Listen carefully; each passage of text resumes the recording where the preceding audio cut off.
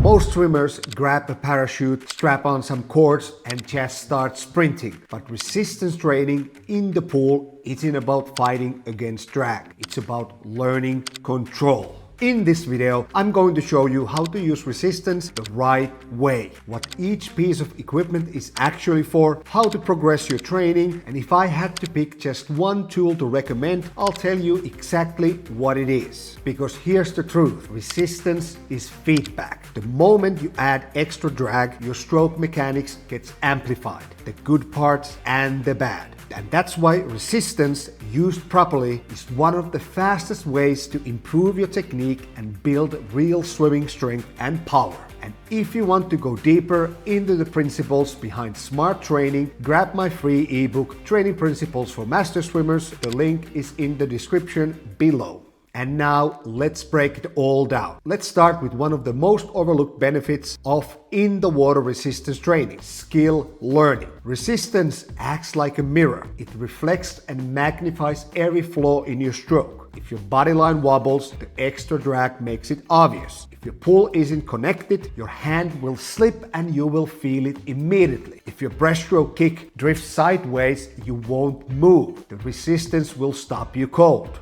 And that's the beauty of resistance. It amplifies feedback. Small technical errors that might slip by you during your normal swimming suddenly becomes impossible to ignore. The drag doesn't just slow you down. It punishes inefficiency and exposes weak links. Take backstroke. If your pull moves offline even slightly, your hips will start to sway. Or breaststroke. Even light resistance makes it painfully clear whether your streamline is clean or not. If you're misaligned after the kick, your forward momentum vanishes instantly. In freestyle, a dead spot in your stroke, that split second where you're not applying pressure, stalls your glide. The added resistance makes it feel like you hit a wall. That's why resistance can be an incredible teacher if you start light. So use small parachutes or the lightest tether you have and swim short enough distances that allow you to consciously feel and control your skills. Then take the resistance off and feel the difference. Now, in the same vein, there's a special category of tools I like to call sensory amplifiers. They're not just resistance. They're about exaggerating your sensations in a way that teaches your body automatically without needing any verbal or visual cues. Take drag socks, for example, or even a simple mesh laundry bag. Wrap them around your hands, your forearms, or your feet, and you'll instantly notice how their extra resistance makes inefficient movements harder to sustain.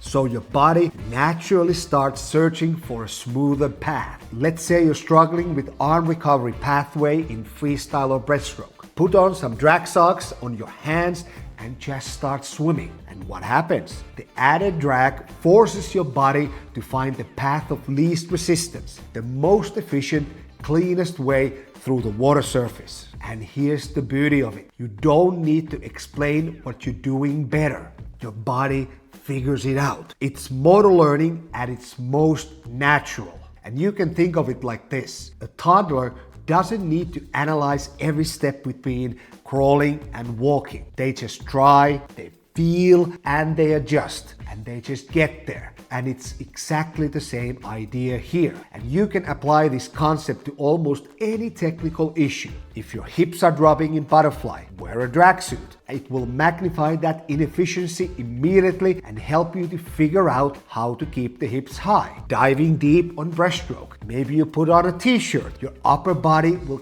quickly tell you how it wants to streamline. Your kicks are disconnected with your pulls. Drag socks on your feet will make every flaw obvious and force your body to sync things up with the upper body. And you can get creative here. And sometimes it works and sometimes it might not. But that's part of the learning process. And this idea of sensory feedback doesn't stop with drag socks. We can talk paddles, because while they're usually seen as just a way to build strength, they can be incredibly powerful technical tools if you use them creatively. So instead of strapping them fully onto your hands like most swimmers do, try using a pinch grip. Just hold the paddle lightly between your thumb and fingers, or wrap your fingers around them so the paddle covers the wrist.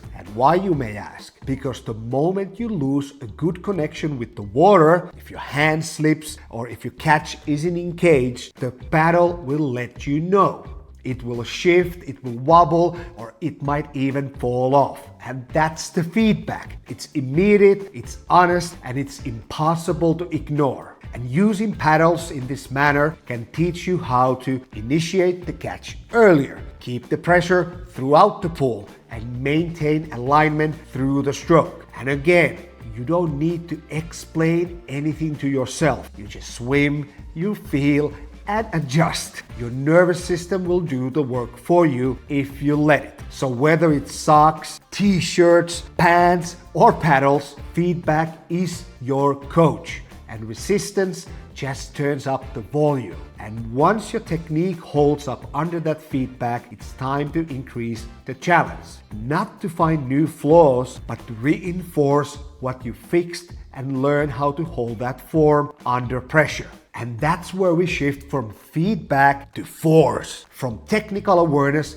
to building specific swimming strength. So now it's not about searching for things to improve anymore, it's about locking in what you corrected and pressure testing it under load. It's the shift from feedback to force, from technical awareness to building specific swimming strength. And this isn't yet about chasing speed or trying to blast through the water by any means necessary. It's about holding your technique together when your force production, especially your distance per stroke, is being challenged by external load. So think about it like this. Once good form becomes second nature, it's easy to get lazy, skipping the fine details like accelerating each pull maximally or clean alignment in the front. But with added resistance and clear performance targets, you're forced to swim with precision all the time. That resistance makes you earn each meter, and that's what this is for. You're training your muscles to sustain efficiency under load, to apply more force without collapsing your mechanics. And here's the reality check. If your stroke starts falling apart halfway through the rep, the resistance is too much. And you're not building strength, you're reinforcing bad breakdown.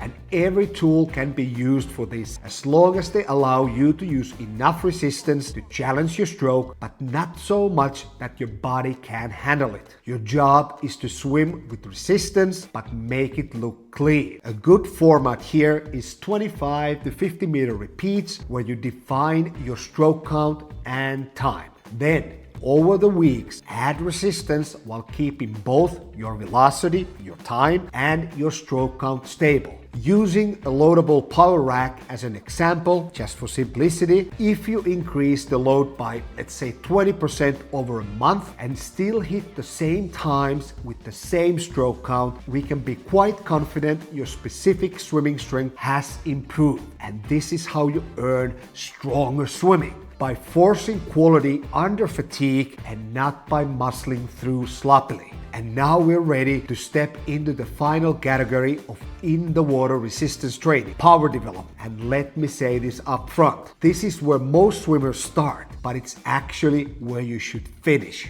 And why, you may ask? Because power training only works if your technique and base level swimming strength can handle it. If you don't have that foundation, you're just muscling through with bad mechanics at high speed. That doesn't make you faster. It just makes your bad stroke worse faster. So let's define it. Power training means short, explosive efforts with the best possible technique you can hold, performed under resistance. And it's not just about swimming harder. It's about learning how to generate speed against added resistance without losing rhythm, form, or efficiency. And your goal here is simple. Hold your fastest swimming form while moving against resistance without letting your technique fall apart. So start small. Use the lightest parachute, the thinnest stretch cord, whatever the minimal resistance setup you got. Then swim short distances, 15s or 25s max, with full focus and full rest between the efforts. And that might actually mean resting 5 to 10 minutes between reps, depending of course on the individual, because that is pure power application and you're looking for that edge, the ability to move fast and stay sharp even under resistance. And here's the key cue: if the resistance breaks your rhythm, if your stroke feels jerky, rushed, or disconnected, you've gone too heavy, so dial it back. Because the goal is to train explosiveness without sacrificing control. You want to feel like you're snapping through your stroke and not grinding through it. Clean catches, fast exits, streamlined body line with minimal splash. Power training isn't just about generating force, it's about that precision under intensity. When done right, it teaches your body how to stay efficient at maximal outputs. And that's what transfers to better racing speeds. Unlike the strength phase, where you increase resistance while keeping pace stable, in power training, you flip the focus. Now you keep the resistance and stroke count the same and try to swim faster week after week. For example, use the same stretch cord for a full training block. If you can swim a resistant 15 meters half a second faster 4 weeks from now with the same resistance and stroke count, you've developed power. Because the only way to swim faster at the same resistance and the same stroke count is to increase your tempo. You must either accelerate the pull more explosively or find a faster way to return your arm back to propulsion. And that's the essence of power development. Now, before we go on, one important caution. And this applies to all types of resisted swimming. Swimming with resistance is not the same as swimming quote-unquote freely. These tools are incredibly useful for highlighting problems and building specific physical qualities, but at some point you have to integrate those adaptations back into your normal unresisted stroke. And here's why. In regular unassisted swimming, most of the resistance comes from the water pushing against you from the front. Your body shape is moving forward through the water, and that's how your technique is normally challenged. But with tools like parachutes or StretchCordz, resistance comes from behind, pulling backwards on your stroke, and that creates a different kind of demand. One that shifts how your body organizes movements and how your stroke feels. And with tools like drag socks, drag suits, or even like t-shirts, the resistance isn't directional. It's distributed around a specific body part. And these tools increase turbulence and friction locally, which can change how your body senses the water and adjusts to move more efficiently. And all of these forms of resistance challenge your nervous system in different ways. They force your body to solve a slightly different version of the swimming puzzle. And now, sometimes that's incredibly useful. But if the load is too much or too unbalanced, your body may start compensating in ways you don't want. You might start over-pulling, losing rhythm, or just breaking alignment, just to fight the drag that is not present when you swim unequipped. And that's why you need to keep the resistance light enough to preserve good mechanics, match your resisted stroke as closely as possible to your unresisted stroke, and use resistance as a diagnostic and reinforcement tool and for specific physical improvement, not as a replacement for your normal swimming. And lastly, almost always match the resisted sets with free, non-resisted swimming. And a good way is just to alternate the use of resistance and non-equipped swimming inside your singular training set, or alternate sets of resisted swimming with non-resisted swim sets. So now that you understand the three pillars, technique, strength, and power, the next question is, how do you actually put them together into a smart, flexible training progression that works for you? And you can think of it like strength training in the gym. You don't walk in and max out on day one, at least hopefully. You first learn the movement, develop control, and gradually add resistance and intensity. Water-based resistance training follows the exact same logic,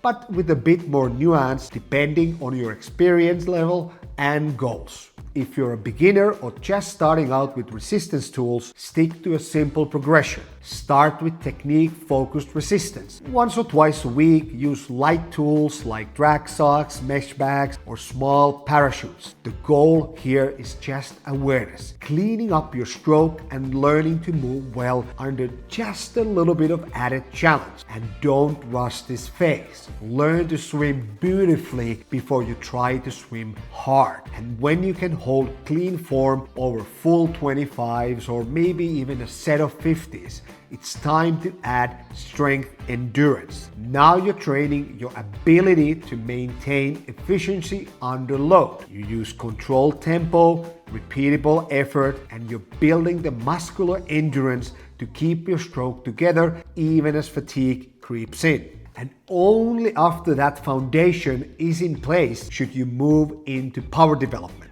Those short, explosive efforts with full rests and maximal intent. The goal here is to move fast but clean. And if your stroke falls apart, the resistance is too heavy and you need to back off. But this progression isn't set in stone. If you're an intermediate or advanced swimmer, especially if you're a sprinter, your entry point in the resistance training in the water might look different. If your technique is already dialed in, you can begin with strength work right away. And if you're an experienced sprinter, you might go straight into power development from day one, because for you, explosive output and maximal intent should be present in the training from day one of the season. And you don't have to isolate these phases week by week either. All three can exist within the same training cycle or even the same training session, if you manage them intelligently. The key is using resistance training like a toolbox. You pick the right tool for your current need. And that's where training intelligence comes in. Sometimes that means cycling backwards. If your form starts breaking during power sets, it's a signal you need to drop back to strength work and re-stabilize your mechanics. And on the other hand, if your technical foundation is rock solid, there's really no reason to stay stuck in the technique phase. Load up the resistance and progress. And this adaptive training thinking gives you everything: cleaner mechanics, deeper endurance, and real usable speed and power, all without compromising your stroke in the process. And now, let's talk gear, the tools I actually use and recommend. And first up, the parachute. And this is my go-to. It's an incredibly versatile tool that works across every phase of resistance training, from technical feedback all the way to power development. Just start small and scale the resistance up or down depending on your goal. And that adaptability is what makes it so effective. Whether you're refining your mechanics with a mini parachute or building some serious resistance for sprint sets, the parachute meets you where you are. And next, StretchCordz. And these are one of the best tools for power development, because they provide steady, progressive resistance, just enough to challenge you without overwhelming your form. And here's what makes them uniquely effective. The resistance increases as the cord stretches. That means you set your mechanics in the early part of the sprint, and then as you stretch the cord by swimming, the growing resistance forces you to hold those mechanics under pressure. And that's a fantastic way to train your movement acceleration and reinforce powerful, connected, explosive strokes. But if the cord is too thick or the distance is too long, your rhythm and mechanics will break down quickly as the cord stretches. So keep it short and sharp and monitor your form closely. And then there's drag socks. These are simple, basically mesh bags for your feet or hands. And they don't create huge drag, but they give just enough resistance to help expose inefficiencies in your stroke. And as previously stated, I call them sensory amplifiers. They're subtle but powerful. They help refine movement patterns by forcing your body to adapt smoothly without disrupting the strokes too much. And you can use them creatively too. Mix them with fins or use them with paddles, switch the placement between hands and feet, or alternate reps. They're one of the most flexible tools, especially for technique tuning. And finally, power towers. If you got access, they're fantastic, especially for precision in high resistance sprints and measuring force output. They let you dial in the load very precisely, making them ideal for advanced power training. But here's the catch. They're expensive, they require setup, and aren't available probably for most swimmers watching this. So while they're powerful, I wouldn't say they're essential. You can build elite level speed and power with simpler gear if you apply them smartly. And at the end of the day, the best piece of gear is the one you actually use consistently. So don't get caught up by chasing the perfect setup. Start with what is accessible, what fits your space, and what you can use regularly. How you train matters far more than what you train with. But if I had to pick just one tool, the one I'd recommend to almost any swimmer at any level, there's really no question. It's the parachute. It's scalable, it's versatile, and applicable to every phase of in-the-water resistance training. It's the most adaptable piece of gear I know, and the one I reach for most often when I'm coaching. If this video gave you a clear understanding of how to train with resistance in the water, and you're ready to apply it with purpose, I offer one-on-one coaching where we analyze your stroke, build a tailored plan, and guide your training with real feedback. You can book a 30-minute free Zoom call with me using the link in the description. And don't forget to subscribe, and see you in the next video.